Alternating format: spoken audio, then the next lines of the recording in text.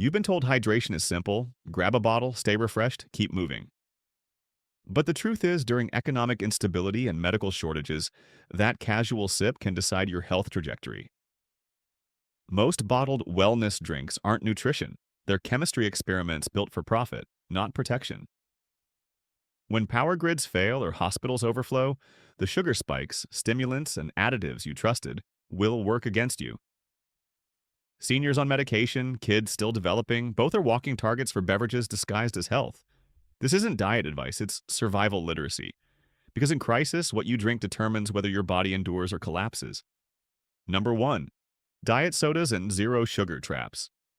That hiss of carbonation and the promise of zero sugar sound harmless, even smart.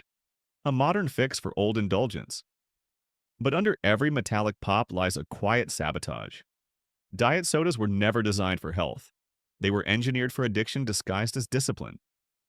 What you save in calories, you pay for in neurological stress, kidney load, and metabolic confusion. The science is blunt. Aspartame, sucralose, and acesulfame potassium, names that sound like harmless chemistry, aren't inert. The Harvard School of Public Health found long-term diet soda drinkers faced a 20% higher risk of stroke and dementia. For a senior already balancing blood pressure meds, that's not a margin. It's a warning label hidden in plain sight. Artificial sweeteners also strain the kidneys, which already filter complex medication cocktails daily. Think of it this way. Every sip is another line added to the organ's to-do list, one it never asked for. Now layer that chemistry onto medication. A heart patient on beta blockers or ACE inhibitors drinks a zero cola after dinner. Within minutes, caffeine and synthetic sweeteners interfere with absorption, delaying blood pressure regulation and altering hydration signals. Dizziness becomes just getting older. Insomnia becomes just stress. In reality, it's cumulative poisoning masked by routine. The betrayal hides in language. Zero, light, smart, naturally flavored. Words selected by marketers, not doctors. These labels exploit guilt. You want control, they sell illusion. The sensory details are the giveaway. That faint metallic edge on your tongue? It's the taste of sucralose residue binding to receptors that were never meant to decode metal sweetness. That dryness hours later? It's dehydration disguised as refreshment. And the regulatory gap is staggering. In the European Union, aspartame faces tighter restrictions, especially for children and pregnant women. In the US, the same compound flows freely through shelves labeled health conscious. That double standard exposes what's really for sale: access, not safety. Now, consider what happens in economic downturns, when fresh produce prices rise and bottled drinks promise affordable diet refreshment. Low-cost chemical hydration floods the market. Seniors on fixed income switch, believing they're choosing the smarter option. But zero sugar doesn't mean zero consequence. And during crises, when medical access tightens, the smallest misstep compounds. You don't need to give up fizz, you just need to reclaim it. Replace the neon cans with unsweetened sparkling water and a squeeze of lemon or lime. It's the same sensory satisfaction without the pharmacological baggage. Build a 14-day stash of clean carbonated water, 1 can or bottle per day, labeled rotated. Add trace minerals if your water source is soft. The goal isn't just taste, it's controlled chemistry. This isn't about restriction, it's about sovereignty. Every drink you remove from dependence-driven supply chains is one less variable during crisis. Purge the synthetics, restore simplicity. Your brain, kidneys, and heart don't need clever formulas, they need honesty. The fizz was never the problem. The false promise behind it was. Number 2. Energy drinks and stimulant stacks.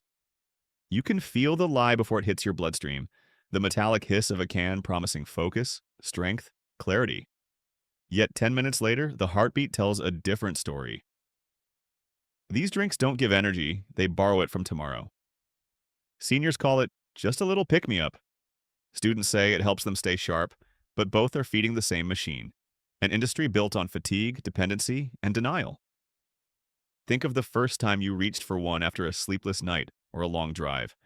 The sugar rush tasted like rescue. The caffeine buzz felt like control. Then came the tremor in the fingers, the racing chest, the sudden heat in the face. You told yourself it was nothing until it happened again, a little worse each time. What feels like focus is actually a stimulant storm. Caffeine, guarana, taurine, and proprietary blends combine into doses strong enough to trigger arrhythmia in a healthy body, let alone one already managing medication. Emergency rooms see it daily, people clutching their chests, insisting they only had one. A single can push blood pressure 20 points higher in minutes. For seniors on beta blockers or diuretics, that surge collides with fragile electrolyte balance.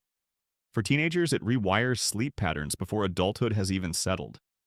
The common thread is trust. Belief that if it's sold on a shelf, it must be safe. But labels hide behind loopholes. Dietary supplement means no caffeine cap. Natural energy means the same drug under a softer name. Now imagine that trust during a crisis. Power outages, long work hours, no rest. Energy drinks become the substitute for stability.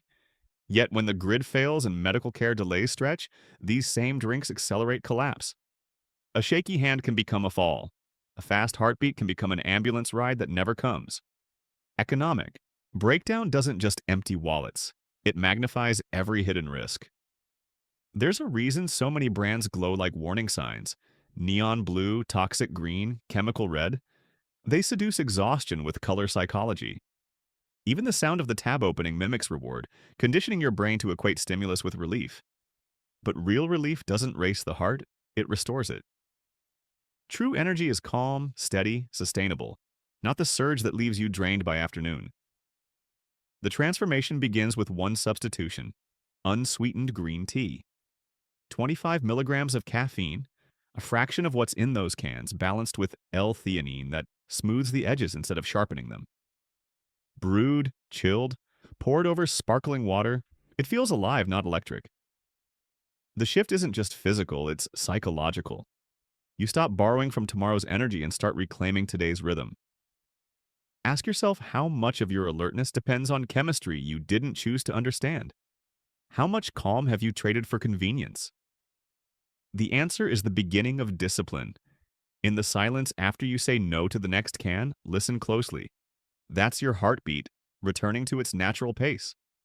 That's what real energy sounds like. Number 3, bottled juices and packaged lemonades. The label says pure, the color glows like sunrise, and for a moment you believe it. Nature in a bottle, fruit in liquid form. But behind that golden illusion lies the quiet truth. Most bottled juices and lemonades are the same syrupy trap as soda, cloaked in the language of health. The orchards on the box are marketing art, not agriculture. What pours out is concentrated sugar, acid, and residues from processing plants that would make you question every freshly squeezed claim you've ever heard. Once juice was real, pressed, perishable, alive. Now it's cooked, stored, reheated, and chemically balanced for shelf life. The fiber that slowed sugar absorption, gone. The antioxidants that once fought inflammation, denatured by pasteurization. What's left is a glucose surge wearing the mask of wellness. A standard glass of bottled apple juice delivers more sugar than a cola, yet people hand it to children and seniors as nourishment. And for those managing insulin, blood pressure, or kidney load, that choice isn't harmless. It's a slow drain on the body's control systems. In crises, when fresh produce vanishes and bottled goods seem like security, this deception grows even more dangerous. The sweetness gives comfort. The fruit pictures promise safety, but the metabolic reality is sabotage. Sugar without fiber hits the bloodstream like a flash flood. Energy spikes, insulin scrambles, then comes the crash. Fatigue, irritability, and thirst that drives another sip. It's a biochemical feedback loop disguised as refreshment. There's another layer to the betrayal: storage and oversight. FDA inspections have revealed juice facilities keeping raw concentrates near heat vents, containers stacked improperly, mold risks ignored. The same recalls that make brief headlines fade before most people ever hear about them. The result? Drinks that taste off, smell faintly metallic, or leave a sticky film on the glass.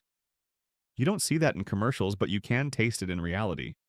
And then there's lemonade, the nostalgic promise of summer and simplicity, turned into one of the dirtiest drinks on the shelf.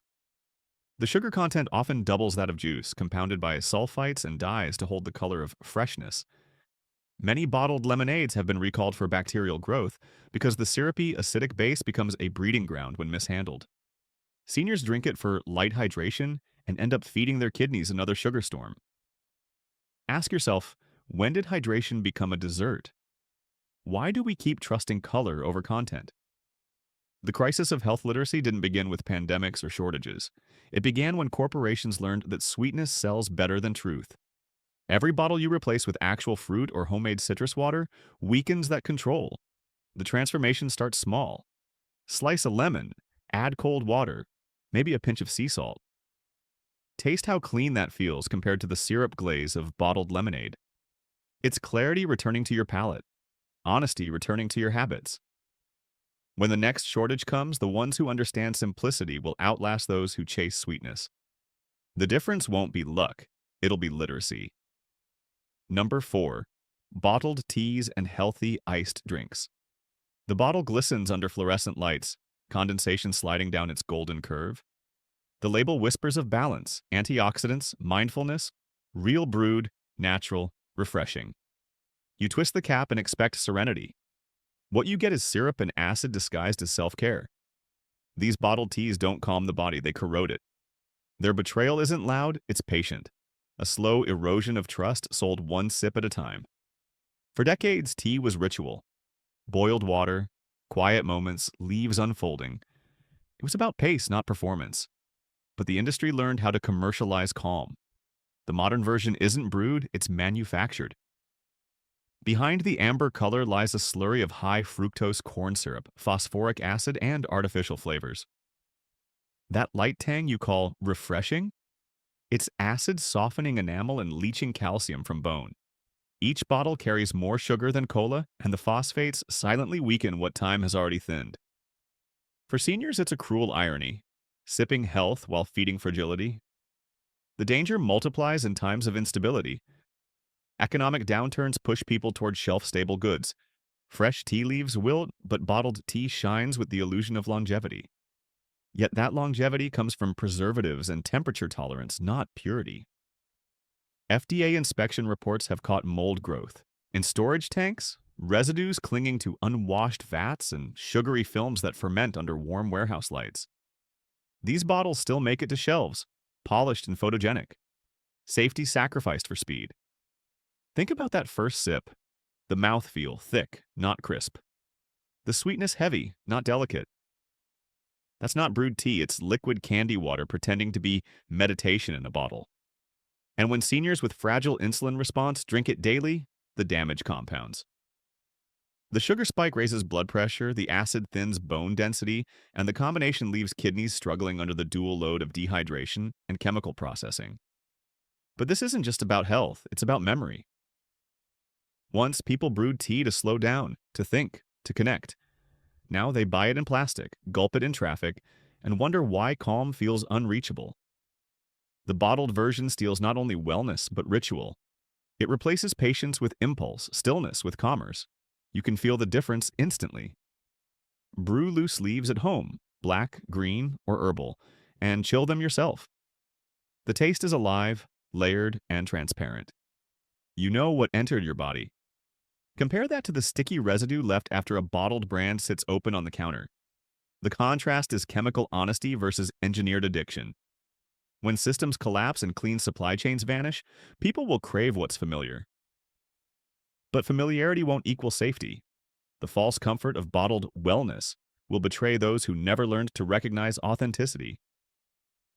In a world built on synthetics, the simplest acts, boiling water, steeping leaves, tasting real bitterness, become revolutionary. The transformation begins when you stop drinking marketing and start drinking meaning.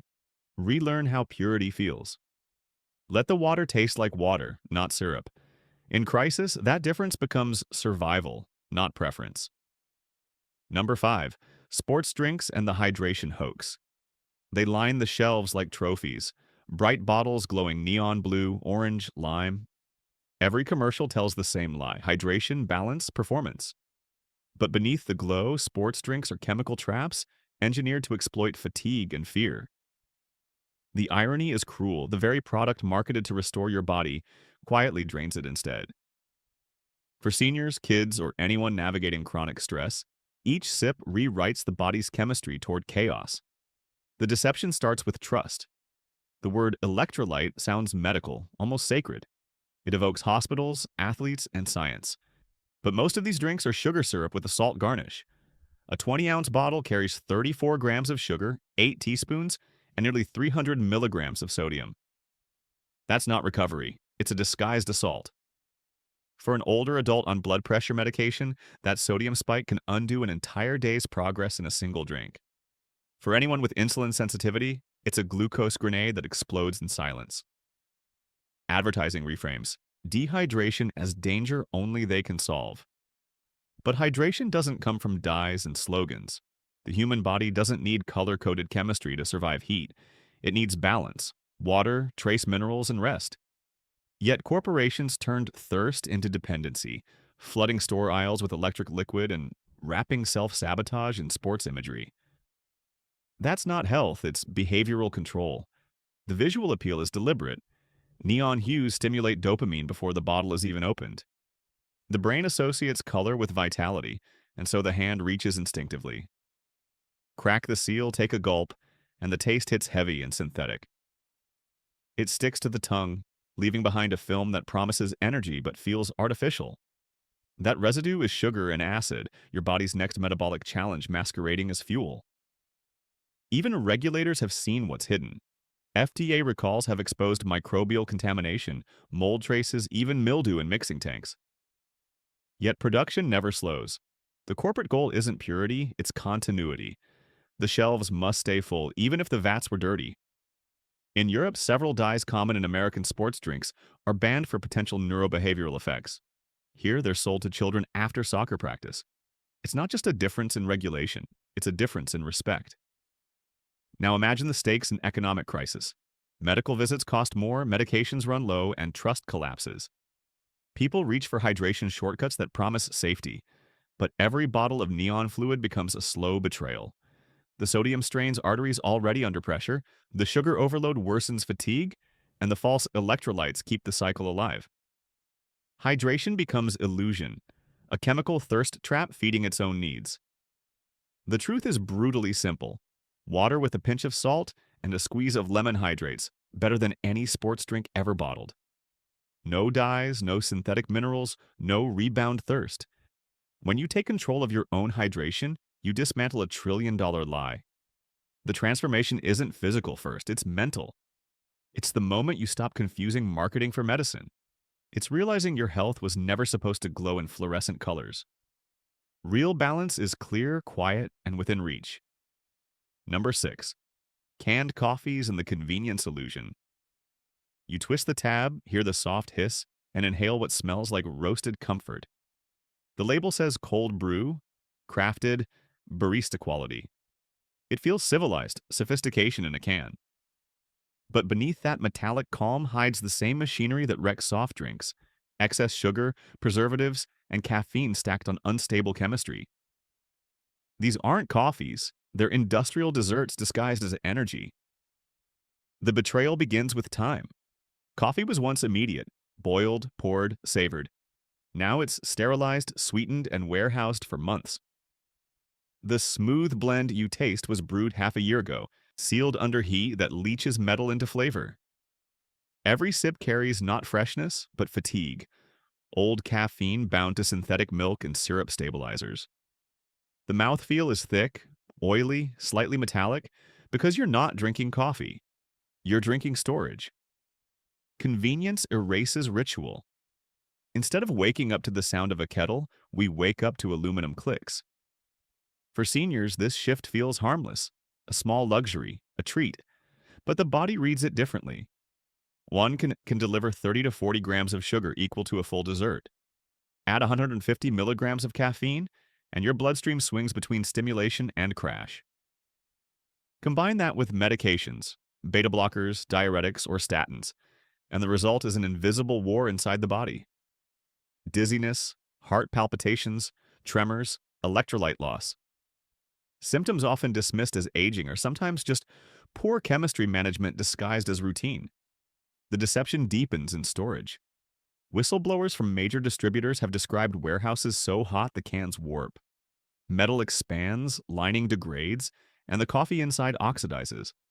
Those cans still reach shelves because the system prioritizes shelf stability, not safety. What consumers interpret as strong flavor is often mild spoilage muted by sweetener. The comforting bitterness of coffee replaced by metallic residue and burnt sugar. The illusion thrives because we've learned to equate packaging with trust. A clean label means quality, right? A known brand means safety. But regulations in the United States allow additives and caffeine levels that would face stricter limits in Japan or the EU. Where foreign regulators cap caffeine and restrict preservatives like potassium sorbate, American shelves celebrate extra bold. The result? Profit-driven overstimulation packaged as culture. In collapse conditions, this becomes lethal. When supply chains tighten, warehouse stock sits longer, temperatures rise, oversight weakens. Seniors on medication still reach for their daily can, unaware that the combination of dehydration, caffeine, and sugar amplifies every risk their doctors warn about. Fatigue deepens. Blood pressure fluctuates. What began as convenience ends as compromise. The way out is simplicity. Freshly brewed, intentionally consumed. A pot of black coffee brewed at home, cooled in glass, flavored with cinnamon instead of syrup. Control returns when you reclaim process. The ritual itself slows you down, steadies breath and mind.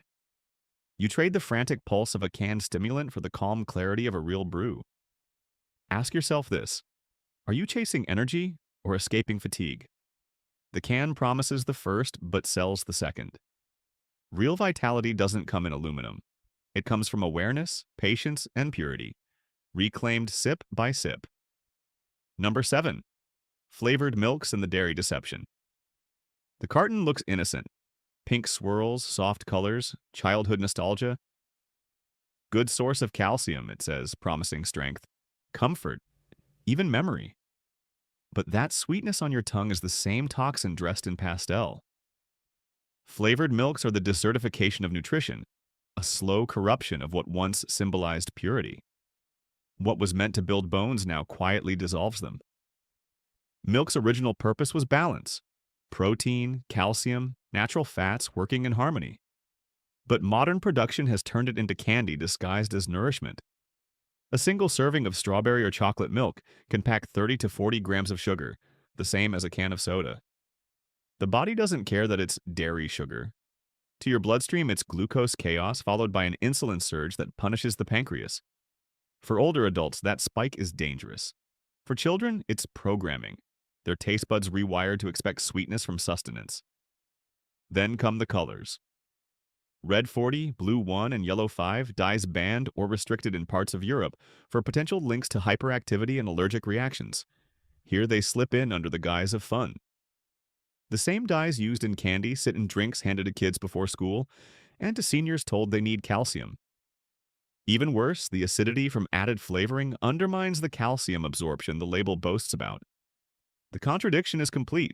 What's sold as bone strength actually weakens bone retention over time. In times of scarcity, this deception becomes even more potent. When food prices rise, people reach for products that feel nourishing and familiar. Flavored milk feels safe. Cheap protein, recognizable label, comfort in crisis. But under that illusion, the metabolic toll compounds. Sugar-induced dehydration strains kidneys already stressed by medication. The dairy fats trap acidity, aggravating reflux and inflammation. Over weeks, fatigue, swelling, and stomach discomfort appear, not symptoms of aging, but consequences of chemical overfeeding. Inside production plants, workers describe vats that smell more like syrup than milk. One inspector called it a candy operation that happens to use dairy. Flavor tanks mix concentrated sugar with colorants before being pumped into milk bases that will later sit unrefrigerated in transport. Yet the marketing stays clean. Cows in fields, sunshine, smiling kids. The betrayal is psychological as much as biological. These companies don't just sell sugar, they sell trust. The fix is simple, though simplicity rarely sells. Unsweetened almond, oat, or soy milk, fortified with calcium and vitamin D, restores the original balance without the crash. A touch of cinnamon or vanilla extract gives warmth without poison. The taste is lighter, cleaner, real. It reminds your body what nourishment should feel like. Steady energy, no sticky mouth, no mid-afternoon fatigue. Ask yourself what you're really buying when you grab that pink carton. Is it calcium or comfort? Is it health or a habit? In economic decline, the corporations that engineered your cravings will double their marketing. Your defense isn't fear, it's literacy. Taste will lie. Labels will flatter. But chemistry won't. The truth lives in how you feel 10 minutes after the glass is empty. You can survive without luxury, but not without awareness. Every bottle, every can, every treat you drink was designed to sedate, not sustain. In collapse, the most dangerous poison isn't hidden. It's marketed. When comfort becomes chemical, freedom disappears one sip at a time. Strip the sweetness, strip the lies. Water, tea, clean coffee, nothing else. The body that endures crisis is the one that isn't enslaved by taste. Don't wait for shortages to teach you clarity. Act now. Detox your habits. Because survival isn't built on what you buy, it's built on what you stop consuming.